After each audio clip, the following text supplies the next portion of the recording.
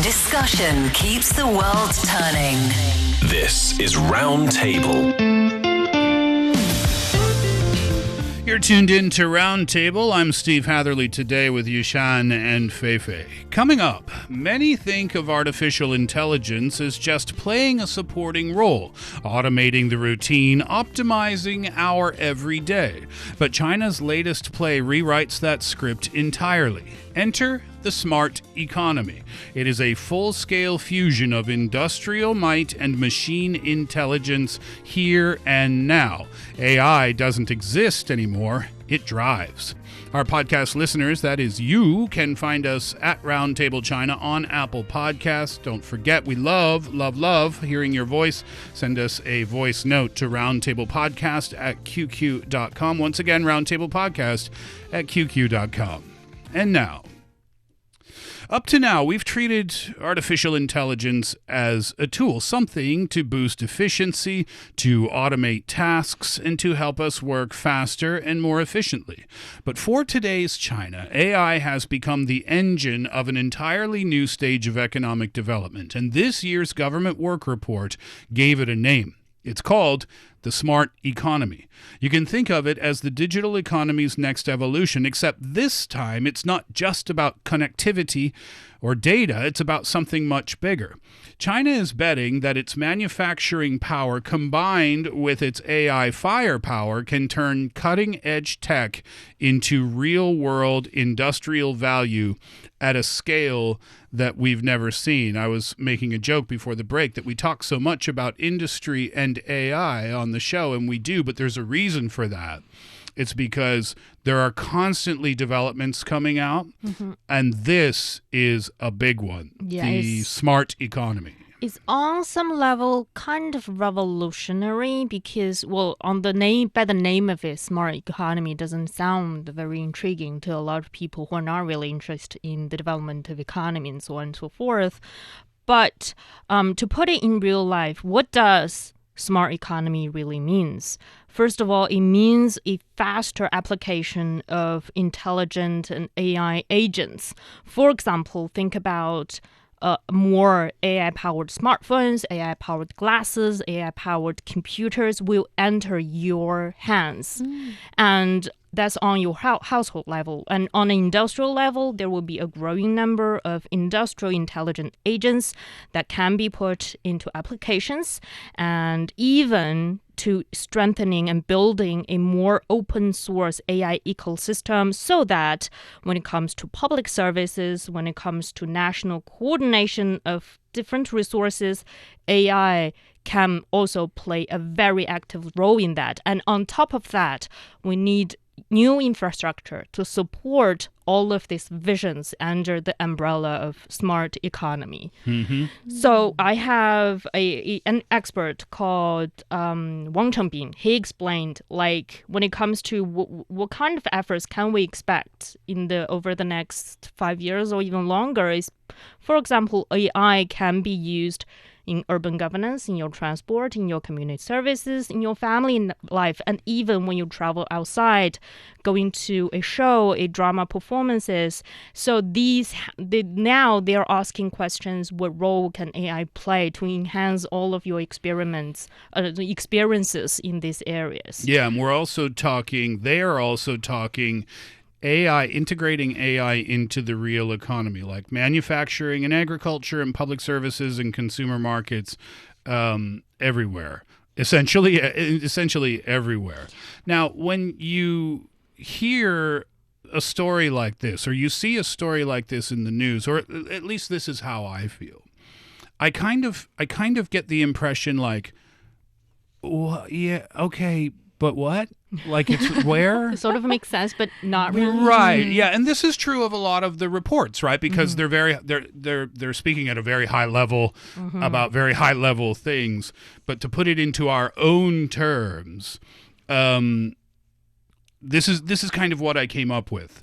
If this topic, as it was for me, is a little bit big, for years, when we talked about AI in China, we were talking about labs and algorithms and tech companies, right? That's in the news. They're always racing to build the smartest model and the biggest language bot and the most impressive demo. But that's changing now. This new playbook, what we're talking about today, it's about taking AI out of the lab and putting it into the real world. So instead of just building a smarter chatbot, for example, you're building AI that can run a factory floor.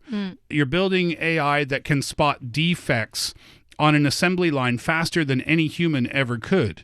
And instead of the flashy tech demos, you're putting AI inside farming equipment, for example, that will help farmers figure out exactly when to water crops and how to predict better yields. And then the digital infrastructure, we hear that word a lot. There we're talking about things like 5G and fiber optics and cloud servers.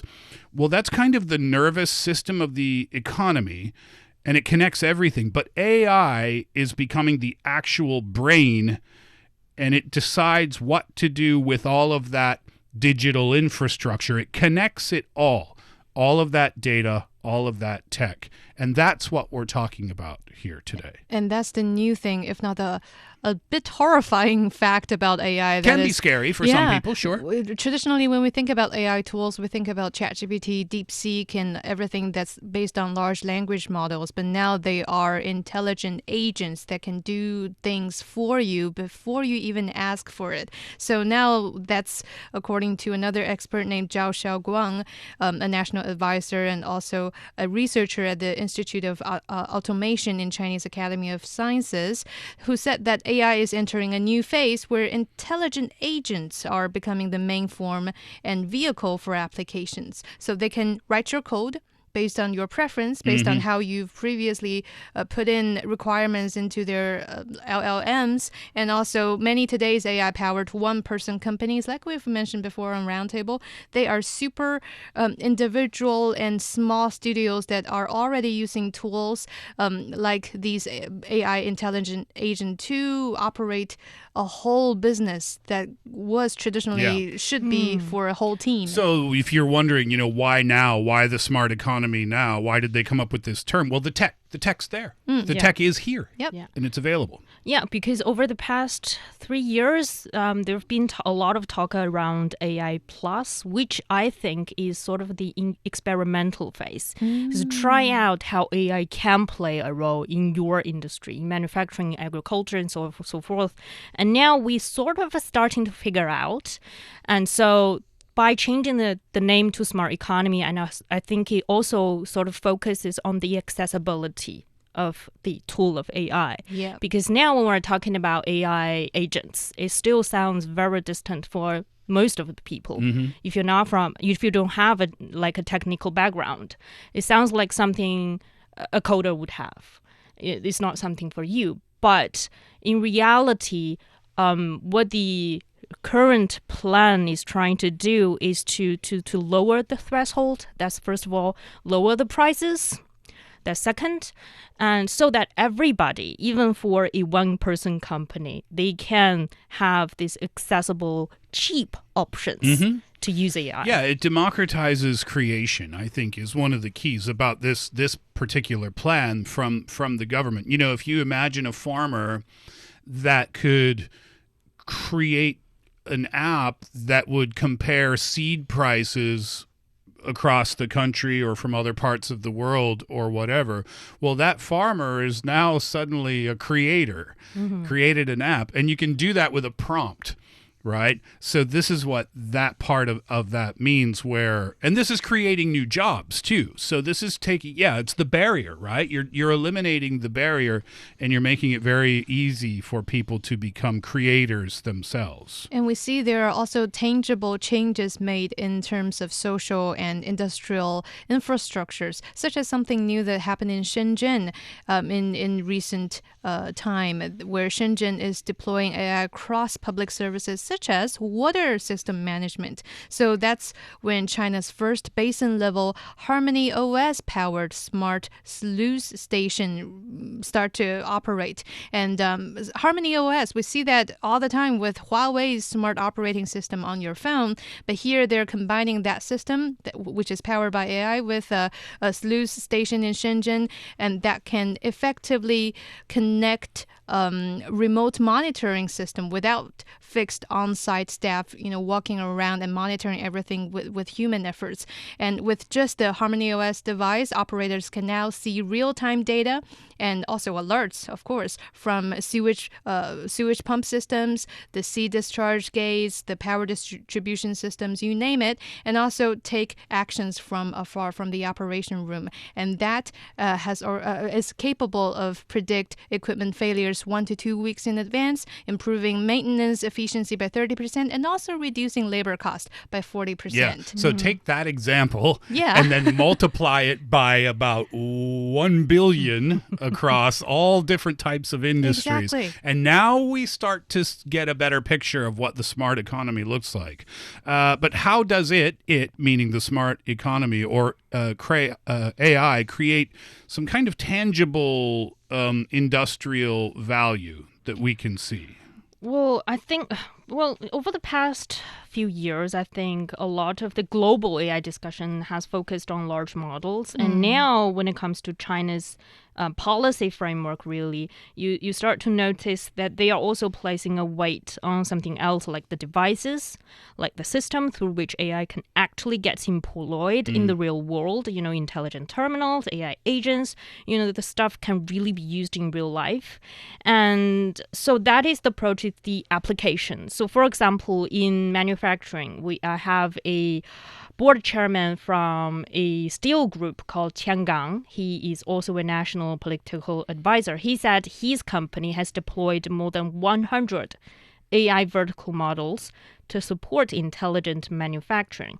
So it's not about using chatbots. They are specialized AI systems that can solve real manufacturing problems. So that's how they transformed one of its plants into a global special steel industry's first lighthouse factory. What is a lighthouse factory? Is really a world-leading, future-oriented manufacturing site that amplifies the use of cutting-edge technology for a lot of purposes. It's like a leader. It's like a beacon or a model for other factories to follow.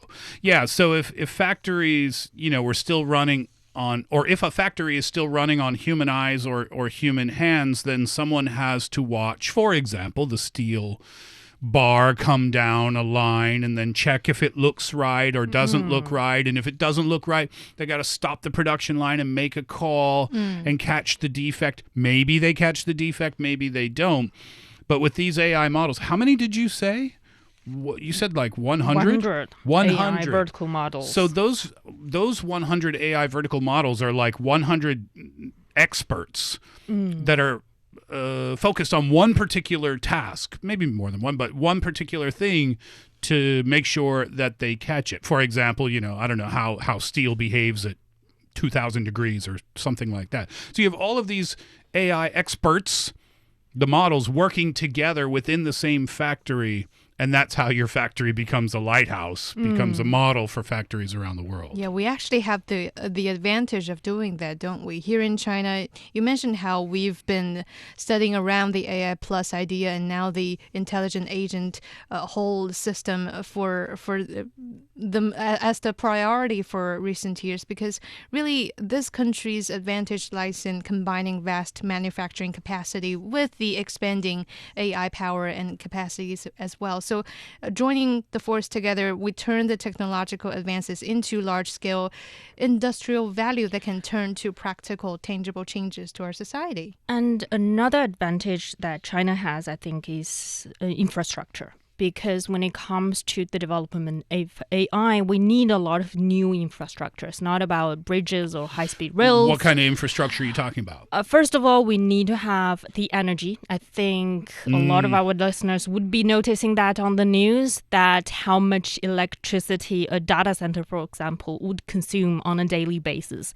I think companies in the US even had to build a power plant just for their data centers. And so that you can see is a very energy consuming industry. The massive amount of computer power necessary to run a lighthouse factory would be astonishing. So Yeah, and then the energy required to power that computing power would be astonishing. and also it needs to be stable and reliable 24/7. You can't afford a blackout in an AI system. And also another thing is about the computing resources. When we have a stable and reliable power supply, that means these computing resources can also be sort of deployed nationwide. And that's why in this year's government work report, they put a lot of emphasis on building hyperscale intelligent computing clusters, meaning more than one data, probably dozens of huge data centers in particular regions of China, and also making sure computing power and electricity systems can work together. And the electricity systems, that's also a huge part. This is, okay, let me talk about this first, and then I'll kind of say what I want to say. So you've got major cities like Beijing and Shanghai and Shenzhen and these are major economic centers, right? And the computing demand has exploded, and the energy needs are, again, to use the word, astonishing. But then on the other hand, you've got vast inland regions. You've got abundant renewable energy there. You've got hydro, you've got wind, you've got solar. So you've got the renewable energy farms feeding the need for the computing to make sure that the smart economy can function. And this is something, and this is what I wanted to say, this is something that only occurred to me today. You know, when I started doing Roundtable a couple of years ago, and we do a story about low altitude economy in the southern part of the country. Now, when we did that story before, it had no meaning to me because I couldn't understand how that story fit into the whole picture. It's just, to me, it was just a story. And then we did, you know, the high voltage cables, the energy transfer, okay, from the west where you've got the renewable farms, and then you've got natural resources out there as well. But then we've got to get those to the eastern side of the country where a lot of the energy is being used. Okay, I understand that a little bit, but how does this all fit together? And then we did a story not so long ago about universities and how the programs at universities are now being designed with industry in mind. And there was a gap there because the students don't have hands-on practical experience. So when they come out of university, we're getting into a smart economy, and they don't know what they're doing. Yeah. Right? So now government and industry are working together with universities. And then we've got low-altitude economy stories, and we've got trade stories and things like this. For the first time today, I was able to kind of step back and see how one piece connects to the other piece, connects to the other piece, connects to the other piece, and how all of the fingers on the hand are working together. And it was a light bulb moment for me. And I kind of get what the smart economy is now. And when I had that light bulb moment, my reaction was this. This morning, sitting in front of my computer, I went like this: China, whoa. Planning something? This is impressive. There you go, Steve. How everything is working together to advance the entire country. It sounds like an annual full circle of Steve going back some on level. the technology. I guess this is what happens as an expat working in the media after a couple of years, right? But it was a really cool moment. Yeah. That's why I use the word revolutionary in the beginning of this discussion, is because no one has this done in reality in the past. And what China is trying to do is basically crossing the river, filling the stone, and just going step by step, finding the problems and fixing the problems along the way, because no one has ever done this before. Yeah. Like have computing power and electricity working together. No one has thought these two systems, first of all, are separate, but somehow are linked together. Yeah, and they totally are all linked together. Yes. And the challenge for the government, I guess, is, okay, we got to link all of these things together in all of these different regions and make sure that everything runs smoothly. We need to make sure that shipping and all of this is right on track. But wait, we don't forget the arts. Okay, the theaters, we can't forget that. We have to make their. I mean, this never stops, Yeah, right? so- And it's just so impressive. We'll talk about this again for sure. But we'll have to leave it there for today. We're out of time for today's roundtable. For Yushan and Fei Fei, I'm Steve. Hope you had fun today, and please do join us again next time.